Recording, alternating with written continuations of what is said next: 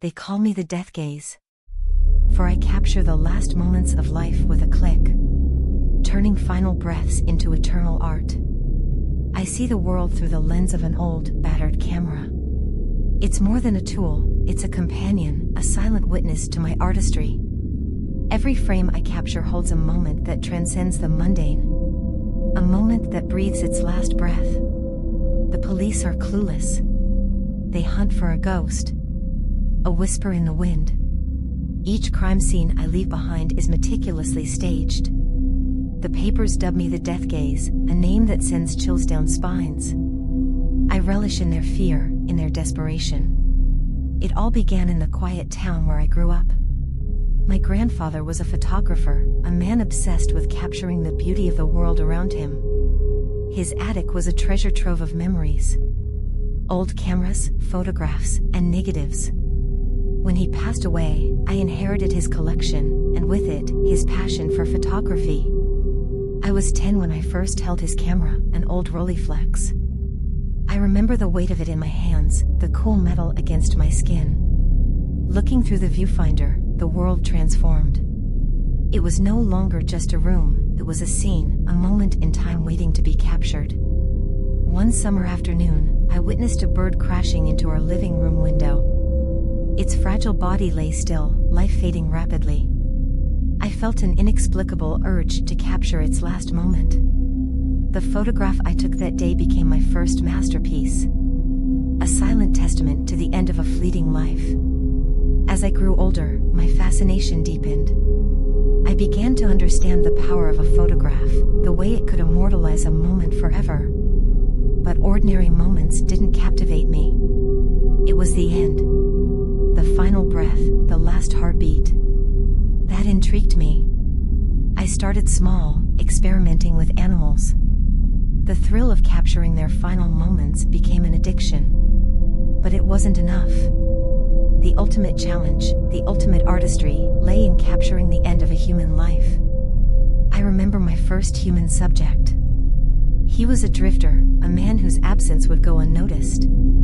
I followed him for days, learning his routine, understanding his habits. The night I chose to strike, I felt an intoxicating mix of fear and excitement. He was asleep when I entered his makeshift shelter. I positioned my camera, ensuring the lighting was perfect. As he stirred, I placed a chloroform-soaked rag over his mouth. His eyes fluttered open, panic setting in. I snapped the shutter, capturing the raw fear. Moments later, his life slipped away. With each new victim, my technique improved. I became more creative, more daring. I began to leave behind clues, taunting the police. A photograph here. A piece of evidence there. They were always one step behind, chasing shadows. The media frenzy grew with each kill. The name death gaze became a household term, a source of terror. I reveled in the notoriety, the power. The police were desperate, their frustration palpable. Each photograph I sent them was a reminder of their failure. Tonight, I stalk another prey. A young woman, alone and unsuspecting, her life a mere thread waiting to be cut. I follow her from a distance, my camera ready, anticipating the perfect moment. She enters her apartment, locks the door. She thinks she's safe. I slip in through the window I unlocked earlier. The apartment is dark, silent, a canvas waiting for my touch. I place tiny, hidden cameras around, each one connected to a motion sensor. They'll capture every second of her demise. I wait, breathing in the anticipation. When she walks into the living room, the first trap springs. A wire catches her ankle, pulling her into a hidden chamber. She screams, but no one can hear her. The cameras click, capturing her terror in stark, beautiful clarity. The chamber is a masterpiece of horror. It's filled with implements of death, each more creative than the last. I watch as she struggles, as she realizes the hopelessness of her situation. The camera captures every tear, every futile attempt at escape. I step into the light, and she sees me. Her eyes widen, recognizing me from the news. She knows who And what? I am. I lift the camera, focus on her face. The fear in her eyes is exquisite, a blend of realization and despair. I press the shutter, capturing her final, desperate moment. Her end comes swiftly, a blade slicing through the air, severing the fragile thread of her life.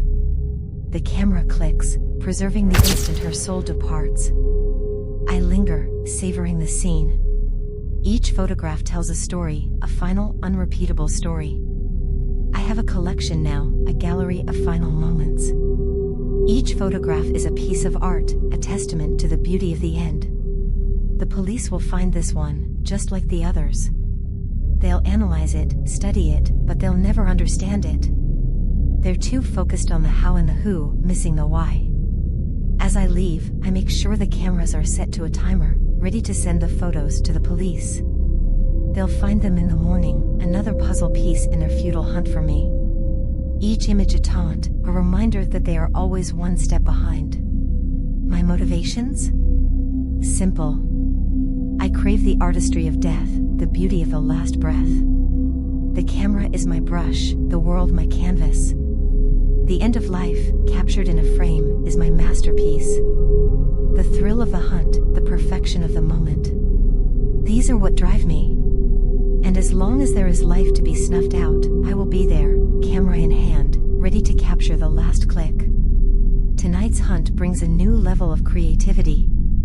I've chosen a man who prides himself on his intelligence, a chess grandmaster. He lives alone, his life a series of calculated moves. He believes he's always in control. Tonight, I'll show him otherwise.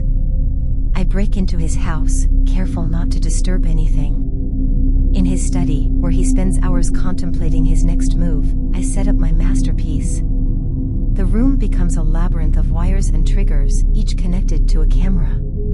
A complex, lethal game awaits him. When he returns home, he follows his routine perfectly, oblivious to the danger.